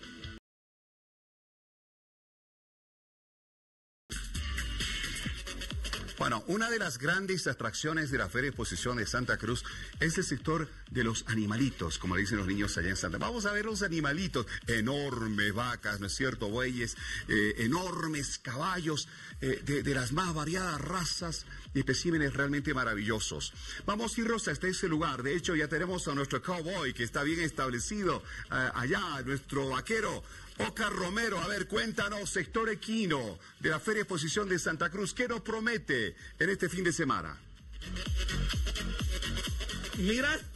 Mira esta facha, querido Víctor Hugo, de vaquero. Facha, lo has dicho. La camisita era de Chapo Guzmán, no sé, una mezcla de todo. Estamos esta noche en Expo Cruz 2017 y como tú lo decías, en el sector equino tenemos los mini pony, una de las atracciones y de la novedad donde todos los niños que vienen con la familia pueden disfrutar, sacarse una fotito, totalmente mansos. Es una raza bastante extraordinaria y para ello estamos con Joaquín. ¿Cómo estás? Buenas noches. Muy buenas noches. Bueno, este es un animal bastante dócil, es un animal bastante rústico, ideal para que lo disfruten los niños, los pueden tener en casa, su cuidado es bastante básico y a diferencia de un perro, para que todo el mundo tenga una idea, este animal no huele. Entonces no hay la necesidad. ¿Cuál es la alimentación que tienen? Bueno, la alimentación es a base de pasto, de alimento balanceado y agua. El pasto es en abundancia, el agua también, y de alimento balanceado solamente 1,5 kilos al día. Al día, entonces súper económico si queremos comprarnos un pony. Claro que sí, es un animal bastante dócil y, como les comentaba, ideal para algún niño. Bueno, para que veas en las imágenes, Víctor Hugo, vemos cómo las personas vienen con sus niños alegres y disfrutan de lo que es este sector equino, pero aquí vamos a ver más adelante, si me acompañan las imágenes, para que podamos nosotros poder enfocar cómo los niños disfrutan de los mini pony, una de las novedades de esta raza especial de las cuales nosotros podemos ver. Mira aquí la niña. ¿Cuál es tu nombre, amiga? Mirando para toda Bolivia. Saludar. ¿Cómo está? ¿Cuál es tu nombre? Mirando la cámara. Matilde. Mira el pony se ha querido alterar un poquito, ¿no? A ver, ¿esta raza? Bueno, estos son los mini ponis, que en realidad son miniaturas, ya que estos se caracterizan por tener menos 80 centímetros, y aquí ustedes pueden ver una niña que está disfrutando de su nueva mascota. ¿Cuánto mide este? Este debe estar alrededor de los 70 centímetros. Esta raza es especial porque es debajo de los 80, crece. Claro que sí, las miniaturas ya están debajo de los 80 centímetros, que estos fueron ya manejados en Estados Unidos y México para reducirle aún más el tamaño. ¿Ya cuánto pesan en promedio? La verdad que un peso deben estar alrededor de los 80, 90 kilos, y ellos pueden resistir hasta unos 50, 60 kilos de algún niño, sin ningún problema. Bueno, de esta manera nosotros nos despedimos en el sector equino, querido Víctor Hugo, y más adelante ya estaremos en otro sector disfrutando de lo que es ExpoCruz 2017. Con este lazo lo vamos a hacer llegar hasta La Paz. Bueno, Oscarito, a ver, ¿a vos te gustan los ponis? Claro que sí, claro Bueno, que sí, Víctor Hugo. pero no por solo lo visto- los ponis, sino también los caballos de raza premium, que más adelante vamos a estar dando otros reportes. Bien, bueno, porque al parecer tú no les gustas a ellos. Ese pony estaba yendo sobre ti, querido Oscar. Ten mucho cuidado, por favor, queremos verte entero para el siguiente contacto, ¿de acuerdo? Bueno, chao. Así es, Víctor Hugo. Bueno, Oscar haciendo sus travesuras allá en la Feria de Exposición de Santa Cruz. Bueno, estamos hablando del aborto, ese artículo 153 del nuevo Código Penal que está siendo analizado en la Asamblea Legislativa, un artículo que establece 8 causales para el aborto. Hemos hablado en el anterior bloque con la parte de las personas y organizaciones que rechazan cualquier tipo de aborto en el país y reclaman porque las 150.000 cartas que fueron firmadas en todo el país no hayan sido tomadas en cuenta por la comisión que ha trabajado este artículo y tampoco por el Pleno de la Asamblea. En este momento estamos con la otra parte, quienes sí están de acuerdo con la despenalización del aborto en nuestro país por causales humanas, de derechos humanos, de situaciones de riesgo, de vulnerabilidades de algunos sectores de nuestra población. Quiero presentar a nuestros invitados que van a hablarnos en ese sentido esta noche. Está con nosotros Elena Alfajeme, miembro de la Alianza por la Solidaridad del Pacto Nacional por la Despenalización del Aborto. Elena, bienvenida, buenas noches. Buenas noches, muchas gracias por la invitación. No, gracias por estar acá. Y saludamos también a Cristian Espíndola, representante también del Pacto Nacional por la Despenalización del Aborto. Cristian, buenas noches. Buenas noches, Víctor Hugo. Muchas Bienvenido. gracias por la invitación. No, por favor. A ver, ustedes han escuchado la exposición que hacían los representantes de las organizaciones que rechazan cualquier tipo de aborto en el país. Conocen como ellos seguramente lo que establece este artículo 153, aprobado hoy. ¿Qué tienen que decirnos respecto de aquello? ¿Ustedes están de acuerdo? ¿Es suficiente? Bueno, nosotros, las diferentes organizaciones que formamos parte del Pacto por la Despenalización del Aborto, celebramos la aprobación de este artículo porque creemos que es un avance, pero creemos que es un avance insuficiente para lo que nosotros estábamos pidiendo. ¿Qué es ¿no? lo que pedían? Estábamos pidiendo la despenalización total. No estamos pidiendo causales, sino un plazo en el que todas las mujeres puedan decidir sobre el derecho sobre sus cuerpos. Bueno, está muy lejos lo que se ha aprobado ahora Claro, de aquello. está lejos. Y también está muy lejos de lo que rige incluso en algunos países de la región. ¿Ah? Efectivamente, pero esa es nuestra apuesta y bueno, seguiremos pidiéndola, ¿no? Muy Aunque bien. estamos de acuerdo que es un avance. Muy bien.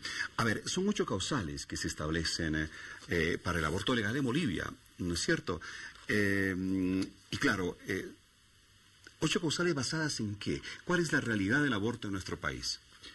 En principio, bueno, nuestra pelea o nuestra lucha es porque en Bolivia las mujeres están muriendo. Y es una realidad que no se quiere ver. Entonces, si hablamos de 40 años de penalización del aborto con el anterior código, las mujeres siguen muriendo y que no ha resuelto ningún problema, ¿qué está pasando, no? Entonces, se tiene que hacer un abordaje desde la política pública para evitar que las mujeres mueran. Y no son las mujeres, las ricas, las que pueden pagar un servicio, son las mujeres pobres, son las mujeres adolescentes, las niñas en situación de violencia. Y cuando hablamos de las causales, estamos hablando de situaciones concretas, no estamos hablando de cosas abstractas. no estamos refiriéndonos a hechos concretos, y las causales lo que tratan de atender son realidades y situaciones de las personas que viven y que ponen en riesgo sus vidas por hacerse un aborto clandestino, inseguro. Y no olvidemos, si hablamos de que una de las causas de mortalidad materna es el aborto, el 14% de los abortos se dan, o muertes por abortos provocados, se dan entre 14 y 19 años. Hace apenas 2 días se ha celebrado en el mundo el Día Internacional de la Despenalización del Aborto. Hubo movilizaciones en diferentes partes del mundo. En Argentina hubo una bulla tremenda porque también, como tú, plantean la despenalización completa del aborto, ¿no? Y leí algunas cifras que realmente me inquietaron, ¿eh? Según los últimos datos de la OMS, Organización Mundial de la Salud, la mayor cantidad de abortos inseguros, unos 25 millones de abortos por año, se hacen en América Latina, Asia y África. Vamos mal. Cada día se realizan 55.000 abortos inseguros en el mundo, 95% de países en vías de desarrollo como el nuestro. Mundialmente, por cada 7 nacimientos se lleva a cabo un aborto inseguro. O sea, una madre está poniendo en riesgo su vida al someterse a un aborto que, al no estar dado en las condiciones que deberían ser, pues puede morir ella y no solamente quitarse el bebé. A ver, esta es una realidad que le estamos sintiendo en los países de la región. Muy dura. Sí, efectivamente. En Bolivia como tal, ustedes por los análisis, estudios que han hecho, ¿cómo estamos? En Bolivia la situación es bastante negativa, porque, como, bueno, posiblemente sepa, ¿no? Bolivia tiene la razón de mortalidad materna, la segunda, ¿no?, más alta de toda la región de Latinoamérica y Caribe, que es de 160 nacidos, o sea, 160 bebés, o 160 muertos por cada 100.000, 160 mujeres, perdón, por cada 100.000 nacidos vivos, ¿no? Entonces es una cifra elevadísima, que es comparable a las cifras de países de África subsahariana, ¿no?, por ejemplo. Y tenemos en cuenta que en Bolivia los datos nos dicen que hay aproximadamente unos 67.000 abortos inseguros, en condiciones muchas de clandestinidad, al año. Entonces realmente es una realidad terrible. Y calculamos que aproximadamente 2 mujeres pueden morir al día, ¿no?, por hacerse un aborto inseguro. Bueno, leí otra cifra que aproximadamente el 30% de las camas de aquellas clínicas de ginecología donde se tienen este tipo de asuntos de la mujer están ocupadas por mujeres que han sido tratadas muy mal en un aborto en una clínica clandestina. O sea, llegan desangrándose, llegan en algunos casos al borde de la muerte. Bueno, es una realidad que definitivamente con esto de alguna manera podría terminar. No terminar, quizá tener algo más de control, de fiscalización, de conocimiento. Justamente ese es el principal objetivo, salvar las vidas, porque como te decía hace rato, muchas de las mujeres ponen en riesgo sus vidas al practicarse un aborto inseguro en las condiciones que tú manifiestas, ¿no? Y en peores situaciones, además. Incluso llegan a los hospitales mujeres que acuden a personal que no es especializado, ¿no?, a poder practicarse un aborto, y obviamente llegan con hemorragias, sangrados fuertes, ¿no?, incluso a veces con el órgano destrozado por las prácticas que se han sometido. Entonces, nosotros por eso planteamos, ¿no?, de que no solamente nos dan la razón las estadísticas, el último estudio de mortalidad materna que el Ministerio de Salud ha sacado, no, más o menos hay una estimación alta del número de abortos por día que se realizan, y obviamente el riesgo de muerte para las mujeres es alto. Pero claro, del otro lado, ¿no es cierto?, de las personas que están en contra de cualquier tipo de aborto, está la conclusión de que, bueno, hay que atacar a la causa, no la consecuencia. El embarazo, el aborto es una consecuencia. La causa es la desinformación, la pobre educación de nuestros jóvenes que no se están cuidando, no se registran embarazos a temprana edad, indeseados, ¿no es cierto?, no planificados. Por lo tanto, habría que atacar a la causa, la información, y no precisamente a la consecuencia, el embarazo y luego el aborto. Bueno, hay que atacar a todo, ¿no?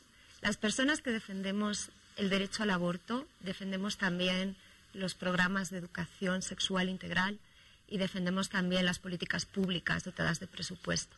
Y va realmente todo junto. Pero siendo realistas, incluso en los casos en los que tengamos o tuviésemos los mejores programas de educación sexual integral, los anticonceptivos fallan, no son fiables en un 100%. Muchas mujeres tienen relaciones sexuales sin consentimiento porque no pueden siempre negociarlas. Entonces siempre va a haber una situación en la que una mujer tenga que someterse a un aborto, ¿no? Incluso con los mejores programas de educación sexual que nosotros también apoyamos y que creemos que son necesarios. A ver, bueno, por el acento que tú tienes, bueno, concluyo que vienes de España, ¿no? Tú conoces muy a fondo seguramente la realidad europea. Una parte del mundo donde no se practican muchos abortos, ¿no? Donde se planifican mejor las cosas, la gente está más informada y por lo tanto el aborto ha dejado de ser una preocupación, porque la gente se cuida, se planifica y bueno, sabe cómo tiene que actuar en las situaciones del amor o desamor o lo que se quiera. Y eso es gracias a la información. O sea, no es muy cómodo decir, bueno, a ver, penalicemos o despenalicemos el aborto y resolvemos el problema. Bueno, en países como España y en otros países europeos en los que efectivamente, ¿no? Se producen abortos, se producen menos abortos que, por ejemplo, en Latinoamérica, Caribe, África subsahariana. Lo que hay es que el aborto está en general despenalizado. Por ejemplo, en España está despenalizado hasta la semana 14. Entonces, lo que encontramos es que precisamente los países que tienen menores cifras de abortos son aquellos en los que el aborto está despenalizado. Cuando el aborto se despenaliza, al principio hay un periodo, unos meses en los que efectivamente las estadísticas suben, pero no es porque se realicen más abortos, es porque al no estar en la clandestinidad hay estadísticas y hay datos, que es una cuestión que ahora mismo, por ejemplo, en Bolivia no tenemos, ¿no? Y en otros países de la región. Al estar penalizado, se obliga a la mujer a realizarse abortos inseguros, en condiciones de clandestinidad, y entonces también los datos no son reales. Posiblemente las estadísticas sean mucho más elevadas de las que estamos manejando. No, ahora, evidentemente, una es la realidad de los países europeos, donde evidentemente nos lleva muchísimos años, algunas décadas, en el trabajo sobre este tipo de temas. Y otra cosa, un país como Bolivia, donde definitivamente nuestra población no tiene tanta facilidad de acceder a la información, o incluso de entenderla, porque es una realidad. Vivimos en un país donde el nivel cultural en algunos segmentos muy numerosos de nuestra población es bastante bajo. Es muy difícil, ¿no? Tratar de entender que una buena información, una buena concientización puede ser una herramienta vital para luchar contra los embarazos no deseados. Sí, no la tenemos. Sí, es muy importante lo que dices, ¿no? Todas las organizaciones que estamos en el pacto, hace muchos años venimos promoviendo los programas de educación sexual, el acceso a servicios de salud sexual, salud reproductiva, incluido el tema de lo que son los métodos de anticoncepción. Y esto lo planteo porque asumimos de que una política que amplía las causales, porque no estamos despenalizando en Bolivia, que es otro falso discurso que quieren hacernos creer, debe ir acompañada de políticas de salud, políticas educativas integrales, pero además efectivas. No solamente, Bolivia se caracteriza por tener muchas políticas y que nunca las implementamos, ¿no? Me llama mucho la atención incluso de los que están en contra del tema del aborto, porque antes de que se debata del tema del aborto, están en contra de la educación sexual, están en contra de los métodos de anticoncepción y ahora resulta que están a favor. Entonces, nosotros estamos de acuerdo con que debe implementarse de manera responsablemente. Hay países como Uruguay, por ejemplo, que han despenalizado el aborto y muchos que consideran, ¿no?, y que han generado un mito creyendo que ahora van a ir y va a subir la estadística, y estoy muy de acuerdo con lo que dice Elena. Más bien ha bajado el índice y es el único país en la región que tiene 0 mortalidad materna. Bueno, ahora entender que Uruguay, su población, ¿no es cierto?, en vez de subir, como que se ha quedado ahí y hasta los números tienden a bajar, ¿no? Es el caso de Uruguay. O sea, es un fenómeno bastante particular el uruguayo.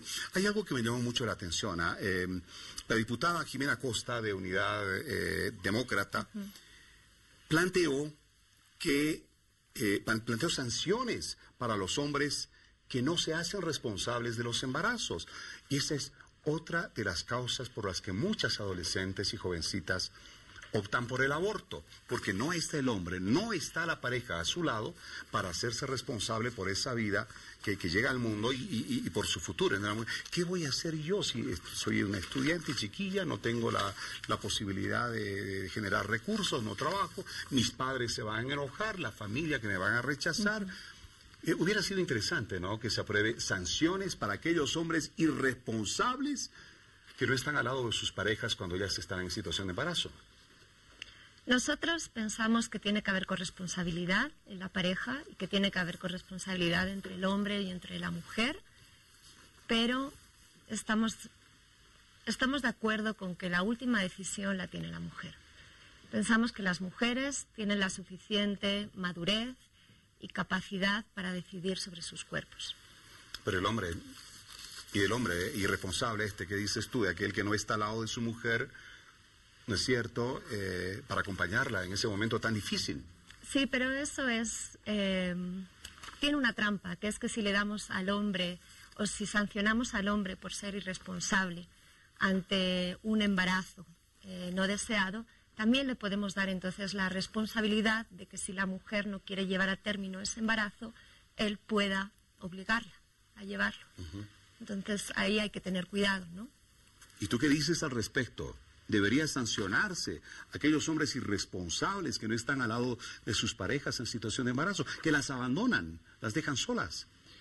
Mira, cada situación es diferente, por eso te hablaba de situaciones concretas. Lo cierto es que las mujeres llevan, digamos, en sus cuerpos, en sus vidas, toda la carga del problema o la situación. Más allá de que decidan asumir o no una responsabilidad, tenemos que hablar incluso de proyectos de vida truncados, de la decisión de la mujer, si quiere o no, más allá de que haya corresponsabilidad o no. Pero además vivimos en una sociedad muy machista, patriarcal. Entonces que hay una fuerte influencia y cosificación del cuerpo de la mujer, como que mi propiedad, ¿no? Entonces como que el hombre decide sobre el cuerpo de la mujer. Es algo que debemos cambiar, y es otro tema por el cual debemos pelear, que es el tema de la igualdad de las mujeres, por lo menos en condiciones y oportunidades para poder decidir sobre su vida. Es muy fácil decir eso, ¿no? Y también he escuchado a veces decir, ¿no?, les expulsan a las mujeres embarazadas de los colegios. ¿Y por qué no expulsan al varón que ha embarazado también, no? Pero, o sea, la realidad es totalmente diferente. Vemos una sociedad muy conservadora que no solamente es que van a juzgar al varón, no juzgan al varón, juzgan a la mujer que lleva el embarazo. Es más, muchos ¿Deberían padres juzgar también al varón? Claro, claro, pero tiene que ser un juzgamiento en corresponsabilidad. Es que la pregunta es, ¿la sociedad tiene derecho a juzgar la vida de una persona? Incluso la vida sexual de una persona, es un tema bien si complejo. no la sociedad, sí las normas, las leyes, ¿no?, que abran por una comunidad, por una sociedad. Es que a la mujer en nuestro país la vemos tan desamparada, ¿no?, cuando está jovencita, adolescente, niña, cada cosa que pasa, Dios mío.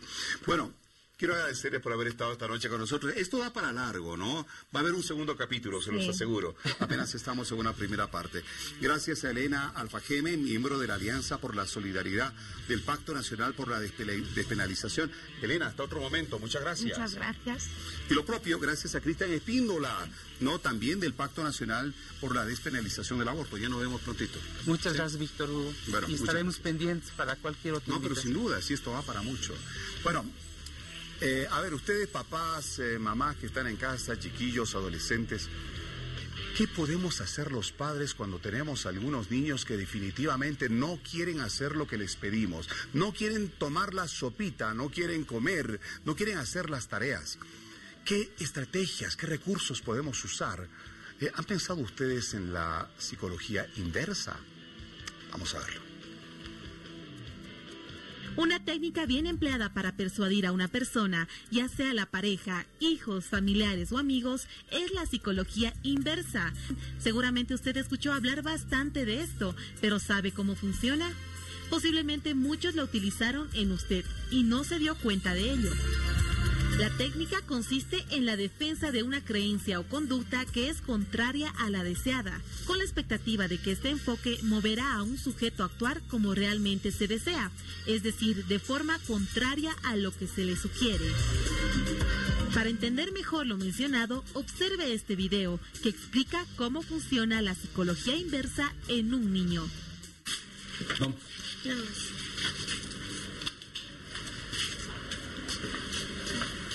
Vamos caminando. Aquí. Vamos caminando. Aquí. ¿Caminando? Aquí. No. Aquí. No. Sí. No. Sí. Sí. No. No, vamos. Esta técnica fue creada por el psicólogo conductista Viktor Frankl, quien afirma que es una conducta que mucha gente usa de manera más o menos consciente. Dicho en pocas palabras, no es nada más y nada menos que sugerir hacer o no hacer lo contrario de lo que quiere. ¿Se ha preguntado cuántas veces utilizan esta psicología inversa en usted? ¿Cree haberla realizado en alguna persona? En un estudio realizado en Estados Unidos se demostró que es una de las formas de persuasión que más utiliza la gente, ya sea de manera consciente o inconsciente. La psicología inversa funciona por un motivo muy simple. A muchos no nos gusta que nos presionen o digan lo que tenemos que hacer, así que a menudo hacemos justamente lo contrario para reafirmar nuestra autonomía y libertad individual. Psicología inversa. ¿Funciona? ¿No funciona? Todos la podemos poner en práctica. Tenemos todas esas condiciones de ejercitarla. Todos los niños o personas con quienes deseamos practicar psicología inversa pueden responder favorablemente a ella. Bueno, a ver, no todos, se los puedo asegurar, pero quien nos va a despejar de dudas esta noche sobre la psicología inversa es nuestro especialista, psicólogo, licenciado Carlos Velázquez, quien nos acompaña esta noche. Carlos, qué gusto, buenas noches. Buenas noches. A ver, psicología inversa, ¿funciona? ¿Siempre funciona? Pues se generan muchos mitos respecto a muchas cosas en psicología. Evidentemente lo que es psicología inversa, es decir, una reacción paradójica, tiene su posibilidad de éxito, pero no es algo que pueda definitivamente señalarse como que es absolutamente exitoso. Es decir, puede funcionar. Existen probabilidades, pero no existe una certeza absoluta de que esto funciona. Es más, si uno quiere hacer psicología inversa, por ejemplo, con su niño que no está haciendo las tareas, no, hace tus tareas, no, hace tus tareas, no, te dije que hagas tus tareas, no. Bueno, entonces ya no hagas tus tareas. Estamos pretendiendo usar psicología inversa, pero si lo planteamos mal, el niño dirá, ya, pues no las hago y me voy a jugar a mi cuarto y se... O sea, hay que saber hacer la psicología inversa. No es que todos podemos practicarla. En realidad, más que saber, se tienen que establecer las circunstancias en las cuales puede aplicarse señalarle algo para que la persona haga algo contrario. En el caso de un niño, decirle algo para que haga lo contrario. Porque habitualmente el niño intentará, dependiendo de la edad también, ir en contra de las reglas. Es decir, le digo que haga esto y va a hacer lo contrario porque está intentando fortalecer su propio yo. Entonces, ante esto, una regla le pone en la disyuntiva de sí o no lo hago, si me mandan o no me mandan. Entonces, esto es lo que debe analizarse, porque si se le aplica de manera directa, es decir, se aplica en todos los casos, puedo tener el resultado contrario. Bueno, no haga sus tareas, no voy a hacerlas, tú me has dicho que no haga. Claro, y yo voy a jugar. Yo te comentaba hace un momentito, Carlos, mi cuñada, y le mando un gran abrazo, Gladys Álvarez, dirige un centro infantil allá en los Estados Unidos, en Portland. Y me contaba cómo trabajaba con los chicos. Y claro, como todo periodista, el periodista tiene como uno de sus principios dudar, siempre dudar, ¿no es cierto? Tenía muchas cosas en duda. Y lo puse en práctica en mis niños, que son unos terremotos. Pero realmente los tuvo como mansos corderitos con el tipo de charla que les daba. Y entre esa charla estaba esta psicología inversa. Pero cómo le funcionaba de bien. Yo quise hacerlo. me salió re mal. Y es que, claro, aquí se requiere siempre de la asesoría de expertos. En realidad, más que la asesoría de expertos, es darnos cuenta en qué circunstancias puedo aplicarla. Porque no es todo el tiempo, sino se va a utilizar en ciertos ámbitos, te reitero, con ciertas características. Por ejemplo, quiero que coma la sopa. Es decir, no comas la sopa, entonces el niño dice, bueno, no como la sopa. Sí, no ha pasado. Pero probablemente funcionará si yo quiero que coma la sopa y le digo al niño, ok, ¿con qué cuchara quieres comer la sopa? ¿Esta grande, esta mediana, esta chiquitita? Tú elegí. No, no quiero comer la sopa. ¿Con cuál cuchara quieres comer? Con esta. Y ya está comiendo. ¿No? Entonces, lo fundamental no es una aplicación a mansalva, es decir, no es una receta para aplicarse en todos los casos. Debe evaluarse bien y, obviamente, aplicarse de manera sistemática, de manera adecuada, con la finalidad de lograr un objetivo adecuado. Y lo fundamental, no es una técnica que sea inadecuada, porque se le emplea en muchos ámbitos. Se emplea con niños y se emplea mucho en el marketing, se emplea en la venta. Por ejemplo, un letrero que le diga, no entre aquí. ¿Por qué no voy a entrar? Y la gente entrará. O no fume. O no fume. O no vea esta película porque usted se asustará para siempre. ¡Wow! ¿Qué clase de película será? Es decir, este tipo de cosas son aplicables y se ha empleado mucho, te reitero, en el tema marketing, en el tema venta, pero tiene y no tiene su efectividad, ¿no? Cuando se la utiliza de manera indiscriminada, cuando no se analiza lo que en marketing se llama el público objetivo, fácilmente puede funcionar mal. O analizar en nuestro caso, si estamos queriendo aplicar psicología inversa con nuestros hijos, analizar muy bien a nuestros hijos, ¿no? Sobre cómo reaccionan acá a diferentes tipos de estímulos, porque cada niño es completamente distinto a otro, puede tener otro tipo de, requerir otro tipo de estrategia. Por lo tanto, sacar del internet algún recetario que nos diga una fórmula, así se aplica la psicología inversa, no va a funcionar si antes no hacemos un estudio a cabalidad del objeto en donde vamos a practicar la psicología inversa. Exactamente, porque un hijo es distinto a otro. En el caso tuyo tienes 3 hijos, cada uno es distinto. Por ahí alguno de ellos es más reactivo, el otro es más sumiso, el otro sigue a los demás. Es decir, cada uno va a tener la necesidad de que sus papás actúen de manera específica sobre él. Los niños son quienes más son proclives a permitirse modificar su conducta. Es decir, los adultos tenemos la posibilidad, la capacidad de poder modificar. Y el empleo de esta comunicación paradójica, esto que comúnmente se llama psicología inversa, es una técnica más dentro del proceso educativo. No es la técnica, no es la única, y tampoco podríamos afirmar es la mejor y la que siempre se debe emplear. ¿Y cuánta razón tienes al decir que los hijos son uno completamente distinto al otro? Uno cuando tiene su primer hijo dice, no, yo ya tengo la fórmula, ya tengo la experiencia para criar hijos. Viene el segundo y de repente se desarma porque sus técnicas no sirvieron para el segundo. Y viene el tercero y peor, ya los niños no llegan con un chip incorporado, altísima revolución, ¿no es cierto? 5, 8 núcleos de procesadores, bárbaro. Difícil. ¿Es más fácil aplicar la psicología inversa en los niños que en los adolescentes? ¿Y los adolescentes en relación a los adultos? Evidentemente la posibilidad de su aplicación en niños es más fácil, porque el niño tiene a un adulto como autoridad.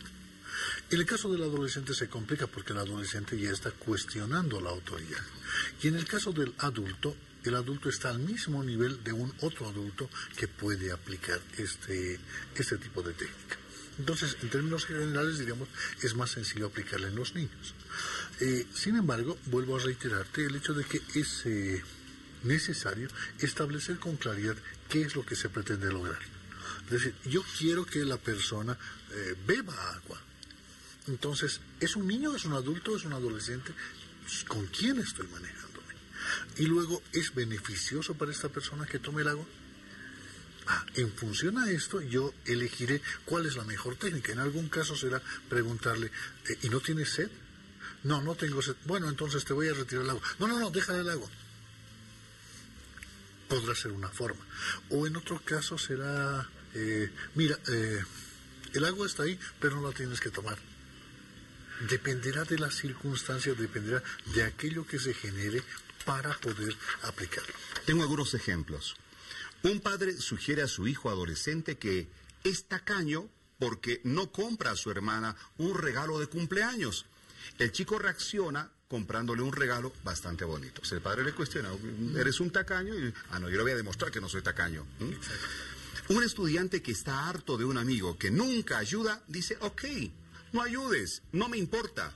Y el amigo reacciona ayudando. Un chico tímido comienza a hablar con chicas cuando le sugieren que no está interesado. No te gustan las chicas, que no estás interesado en ellas. No te gustan las chicas. No, tengo que demostrar que sí me gustan. Bueno, evidentemente hay formas, ¿no?, de poder aplicar esta psicología inversa. Pero tienes mucha razón, los adolescentes es muy complicado, ¿no? Y los adolescentes pareciera que se la saben todas y uno quiere aplicar alguna técnica. Me quieres hacer psicología inversa, papá. Me pasó. Claro que sí. Es que en el niño si quieres tiene menos información y un niño actúa de manera menos racional. En cambio, un adolescente ya ha aprendido más cosas y puede darse cuenta de la intencionalidad de sus progenitores. Por ejemplo, la intencionalidad es que ordene su cuarto y él no quiere hacerlo. Entonces, se le dice, bueno, no ordenes tu cuarto. ¿Quieres aplicarme psicología inversa? Se va a dar cuenta. Bueno, me has dicho que no ordene y mi cuarto está así. Pero yo quería que ordenes. Vos me has dicho que no lo haga. Es decir, tienen mayores argumentos. Por eso siempre es útil el establecer cómo se va a hacer a partir de un qué. Quiero que ordene su cuarto. Ok. ¿Qué técnica es mejor? Por ahí no psicología a la inversa. Por ahí es, vas a tener este premio si tu cuarto está ordenado. O de última, no me voy a ocupar de tu cuarto y la ropa se acumulará y verás cuando tú la ordenas. Pero no puedes salir con la ropa así. Entonces, no es algo que deba aplicarse. No es una fórmula para todos. Exacto, sino va a depender de lo que se pretende. Yo entiendo que los papás en muchas ocasiones y con adolescentes suelen desesperarse porque no hace caso. Y en realidad eso es bueno que no haga caso, porque le permitirá hacerse responsable de sus conductas. No te digo en términos globales que no es adecuado. Aprenderá a hacer caso, pero conscientemente. El niño actúa en lo que llamamos la moral de la obediencia. Es decir, obedece al adulto porque es adulto. Puede cambiar su conducta rechazando lo que dice el adulto, pero lo hace generalmente siguiendo esta norma de tener un adulto delante. El adolescente no tanto. Por eso es muy útil establecer de alguna manera la forma más adecuada en la cual yo puedo interactuar con el adolescente. Hay papás que dicen, mi hijo funciona de abuelitas. Esto representa que es alguien que es más dócil y que racionalmente puedo hablar con él, racionalmente puedo convencer, si quiere, racionalmente puedo argumentar, porque en muchas ocasiones los papás nos portamos caprichosos. Haz esto, ¿por qué? Porque sí, o porque no. Y ese adolescente dice, ¿por qué sí? ¿Y por qué sí? No, porque yo estoy mandando. O sea, no tienes razones, sino tienes órdenes. Entonces, no tienes una explicación. Entonces me opongo. Si tú eres caprichoso, yo voy a hacer nomás. Entonces, siempre es útil con los adolescentes negociar y lo fundamental es llegar a acuerdos, a transacciones. No, qué importante. Estamos cerrando con unas recomendaciones importantísimas de nuestro psicólogo Carlos Velázquez, especialista en esto, que nos ha ayudado esta noche con este tema. Psicología inversa, pero de Yapita. Estos consejos fundamentales para establecer una buena relación con nuestros hijos, sobre todo con los adolescentes. Carlos, qué gusto tenerte en Hora 23 nuevamente. Qué gusto, muchas gracias. Un placer. Muy bien. Vámonos a un corte. Retornamos en unos momentos nada más.